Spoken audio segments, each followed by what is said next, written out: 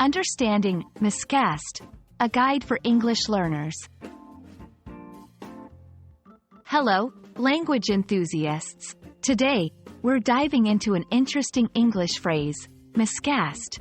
This term is commonly used in the world of theater and film, but it also pops up in everyday conversation. Understanding its meaning and usage can really enrich your English vocabulary. Let's get started. Miscast is a compound word formed from mis, meaning wrong or incorrect, and cast, which in this context refers to the selection of actors for roles in a play, movie, or television show. When someone is miscast, it means they have been chosen for a role that doesn't suit them well. This could be due to their acting style, appearance, age, or any other characteristic that doesn't match the character they're portraying.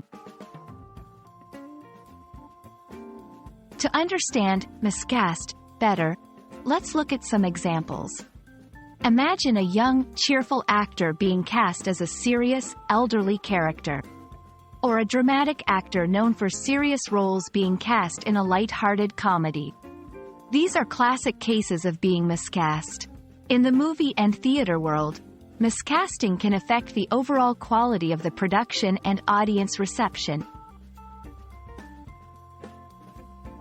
Beyond the arts, miscast can be used metaphorically in everyday situations. For instance, if someone is put in a job or role that doesn't fit their skills or personality, they can be described as being miscast in that position. It's a useful term for discussions about career fits, team roles, or even social situations. It's also important to differentiate miscast from typecast. While being miscast means being inappropriately chosen for a role, being typecast is the opposite. It refers to an actor being repeatedly cast in the same type of role based on their previous performances, often limiting their opportunities to show versatility. As a verb, he was miscast in that role.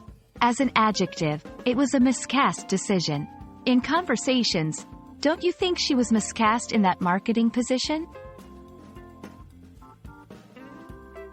Understanding the term miscast enriches your English vocabulary, especially in conversations about film, theater, and even in broader discussions about careers and social roles.